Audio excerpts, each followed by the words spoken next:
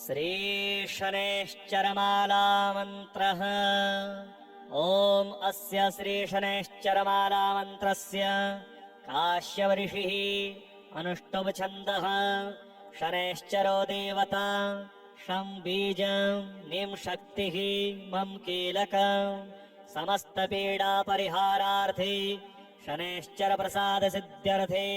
जपे विनियोगः। दोर्भिर्धनुर्द्विषिकचरमधरं त्रिशूलम् आश्वतकिरीटमुकुटोज्ज्वलितेन्द्रनीलम् नीलातपत्रकुसुमादिसुगन्धभूषम् देवं भजेरविसुतं प्रणतोऽस्मि नित्यम्। ॐ नमो भगवते शनैश्चराय मन्दगतये सूर्यपुत्राय महाकालाग्निसदृशाय क्रूरदेहाय गृध्रासनाय नीलरूपाय चतुर्भुजाय त्रिनेत्राय नीलाम्बरधराय नीलमालाविभूषिताय तनुराकारमण्डले प्रतिष्ठिताय काश्यपगोत्रात्मजाय माणिक्यमुक्ताभरणाय छायापुत्राय सकलमयवद्राय सकलजगद्भयङ्कराय पङ्कुपादाय क्रूररूपाय देवासुरभयङ्कराय सौरये कृष्णवर्णाय स्थूलरोमाय अधोमुखाय नीलभद्रासनाय नीलवर्णरथारूढाय त्रिशूलधराय सर्वजनभयङ्कराय मन्दाय दं शं नं मं हुं रक्ष रक्ष मम शत्रून्नाशय सर्वपीडानाशै नाशै विषमस्थशनैश्चरान् सुप्रीणै सुप्रीणै सर्वज्वरान् शमै शमै समस्तव्याधीनामोचै मोचै विमोचै मां रक्ष रक्ष समस्तदुष्टग्रहान् भक्ष्यै भक्ष्यै भ्रामै भ्रामै त्रासै त्रासै बन्धै बन्धै उन्मादयोन्मादै दीपै दीपै तापै तापै सर्वविघ्नान् छिन्धि छिन्धि डाकिनी शाकिनी भूतवेतालयक्षरक्षो गन्धर्वग्रहान् ग्रासै ग्रासै भक्ष्यै भक्ष्यै दह दह पच पच हन हन विदारै विदारै शत्रून्नाशै नाशै सर्वपीडा नाशै नाशै विषमस्थशनैश्चरान् सुप्रीणै सुप्रीणै सर्वज्वरान् शमै शमै समस्तव्याधीन् विमोचै विमोचै ॐ शं नं मं ह्रां फं हुं शनैश्चराय नीलाभ्रवर्णाय नीलमेखलै सौरये नमः। श्रीराहुमङ्गलस्तोत्रम्। राहुः सिंहलदेशजश्च नैऋतिः कृष्णाङ्गशूर्पासनो यः पैठीनसि गोत्रसम्भवसमिद्दूर्वा मुगो दक्षिणः यः सरपाधरिदेवते च निरतिः प्रत्याधिदेवः सदा षड्त्रिस्थः शुभकृच्च सिंहिकसुतः कुर्यात् सदा मङ्गलम्। आवाहनं न जानामि विसर्जनम् पूजां नैव हि जानामि क्षमस्व परमेश्वर। मन्त्रहीनं क्रियाहीनं भक्तिहीनं सुरेश्वर यदपूजितं मया देव परिपूर्णं तदस्तु मे। महाशिरा महावक्त्रो दीर्घदष्ट्रो महाबलः अतनुश्चोर्ध्वकेशश्च पीडां हरतु मे तमः। अनया पूजया राहुः प्रीयताम्। ॐ राहवे नमः ॐ तमसे नमः ॐ सैंहिकाय नमः ॐ शान्तिः ॐ शान्तिः ॐ शान्तिः। ॐ श्रीकेतुमङ्गलस्तोत्रम्।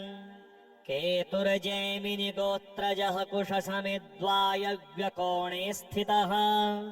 चित्राङ्कध्वजलाञ्छनो हि भगवान्यो दक्षिणाशामुखः। ब्रह्मा चैव तु चित्रगुप्तपतिमान् प्रीत्याधिदेवः सदा षट्त्रिस्थशुभकृच्च बरबरपतिः कुर्यात् सदा मङ्गलम्। आवाहनं न जानामि विसर्जनम् पूजां नैव हि जानामि क्षमस्व परमेश्वर।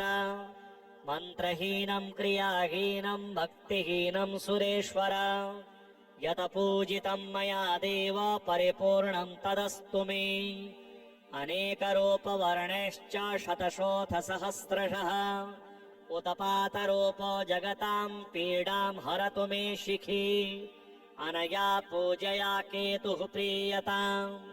ॐ केतवे नमः ॐ शिखिने नमः ॐ रुद्रप्रियाय नमः ॐ शान्तिः ॐ शान्तिः ॐ शान्तिः ॐ श्रीशनैश्चरमालामन्त्रः ॐ अस्य श्रीशनैश्चरमालामन्त्रस्य काश्यपऋषिः अनुष्टुप्-छन्दः शनैश्चरो देवता शं बीजं निं शक्तिः मम कीलकं समस्तपीडापरिहारार्थे शनैश्चरप्रसादसिद्ध्यर्थे जपे विनियोगः दोर्भिर्धनुर्द्विषिकचरमधरं त्रिशूलम् आश्वतकिरीटमुकुटोज्ज्वलितेन्द्रनीलम् नीलातपत्रकुसुमादिसुगन्धभूषम् देवं भजेरविसुतं प्रणतोऽस्मि नित्यम् ॐ नमो भगवते शनैश्चराय मन्दगतये सूर्यपुत्राय महाकालाग्निसदृशाय क्रूरदेहाय गृध्रासनाय नीलरूपाय चतुर्भुजाय त्रिनेत्राय नीलाम्बरधराय नीलमालाविभूषिताय तनुराकारमण्डले प्रतिष्ठिताय काश्यपगोत्रात्मजाय माणिक्यमुक्ताभरणाय छायापुत्राय सकलमयवद्राय सकलजगद्भयङ्कराय पङ्कुपादाय क्रूररूपाय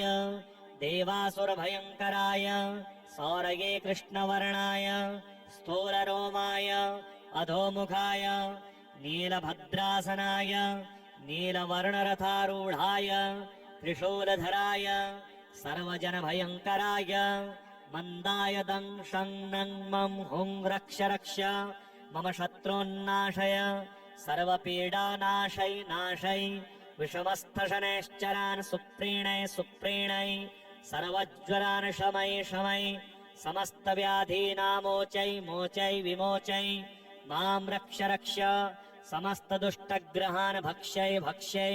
भ्रामै भ्रामै त्रासै त्रासै बन्धै बन्धै उन्मादयोन्मादै दीपै दीपै तापै तापै सर्वविघ्नान् छिन्धि छिन्धि डाकिनी शाकिनी भूतवेतालयक्षरक्षो गन्धर्वग्रहान् ग्रासै ग्रासै भक्ष्यै भक्ष्यै दह दह पच पच हन हन विदारै विदारै शत्रून्नाशै नाशै सर्वपीडा नाशै नाशै विषमस्थशनैश्चरान् सुप्रीणै सुप्रीणै सर्वज्वरान् शमै शमै समस्तव्याधीन् विमोचै विमोचै ॐ शं नं मं ह्रां फं हुं शनैश्चराय नीलाभ्रवर्णाय नीलमेखलै सौरये नमः। श्रीराहुमङ्गलस्तोत्रम् राहुः सिंहलदेशजश्च नैऋतिः कृष्णाङ्गशूर्पासनो यः पैठीनसि गोत्रसम्भवसमिद्दूर्वामुखो दक्षिणः यः सरपाधरिदेवते च निरतिः प्रत्याधिदेवः सदा षड्त्रिस्थः शुभकृच्च सिंहिकसुतः कुर्यात् सदा मङ्गलम् आवाहनं न जानामि विसर्जनम् पूजां नैव हि जानामि क्षमस्व परमेश्वर मन्त्रहीनं क्रियाहीनं भक्तिहीनं सुरेश्वर यदपूजितं मया देव परिपूर्णं तदस्तु मे महाशिरा महावक्त्रो दीर्घदष्ट्रो महाबलः अतनुश्चोर्ध्वकेशश्च पीडां हरतु मे तमः अनया पूजया राहुः प्रीयताम् ॐ राहवे नमः ॐ तमसे नमः ॐ सैंहिकाय नमः ॐ शान्तिः ॐ शान्तिः ॐ शान्तिः ॐ श्रीकेतुमङ्गलस्तोत्रम् केतुर्जैमिनि गोत्रजः कुशसमिद्वायव्यकोणे स्थितः चित्राङ्कध्वजलाञ्छनो हि भगवान्यो दक्षिणाशामुखः ब्रह्मा चैव तु चित्रगुप्तपतिमान् प्रीत्याधिदेवः सदा षट्त्रिस्थशुभकृच्च बरबरपतिः कुर्यात् सदा मङ्गलम् आवाहनं न जानामि विसर्जनम् पूजां नैव हि जानामि क्षमस्व परमेश्वर मन्त्रहीनं क्रियाहीनं भक्तिहीनं सुरेश्वर यत पूजितं मया देव परिपूर्णं तदस्तु मे अनेकरूपवर्णैश्च शतशोऽथ सहस्रशः उत्पातरूपो जगतां पीडां हरतु मे शिखी अनया पूजया केतुः प्रीयताम् ॐ केतवे नमः ॐ शिखिने नमः ॐ रुद्रप्रियाय नमः ॐ शान्तिः ॐ शान्तिः ॐ शान्तिः ॐ श्रीशनैश्चरमालामन्त्रः ॐ अस्य श्रीशनैश्चरमालामन्त्रस्य काश्यपऋषिः अनुष्टुप् छन्दः शनैश्चरो देवता शं बीजं निं शक्तिः मम कीलकं समस्तपीडापरिहारार्थे शनैश्चरप्रसादसिद्ध्यर्थे जपे विनियोगः दोर्भिर्धनुर्द्विषिकचरमधरं त्रिशूलम् आश्वतकिरीटमुकुटोज्ज्वलितेन्द्रनीलम् नीलातपत्रकुसुमादिसुगन्धभूषम् देवं भजेरविसुतं प्रणतोऽस्मि नित्यम् ॐ नमो भगवते शनैश्चराय मन्दगतये सूर्यपुत्राय महाकालाग्निसदृशाय क्रूरदेहाय गृध्रासनाय नीलरूपाय चतुर्भुजाय त्रिनेत्राय नीलाम्बरधराय नीलमालाविभूषिताय तनुराकारमण्डले प्रतिष्ठिताय काश्यपगोत्रात्मजाय माणिक्यमुक्ताभरणाय छायापुत्राय सकलमयवद्राय सकलजगद्भयङ्कराय पङ्कुपादाय क्रूररूपाय देवासुरभयङ्कराय सौरये कृष्णवर्णाय स्थूलरोमाय अधोमुखाय नीलभद्रासनाय नीलवर्णरथारूढाय त्रिशूलधराय सर्वजनभयङ्कराय मन्दाय दंशं नं मं हुं रक्ष रक्ष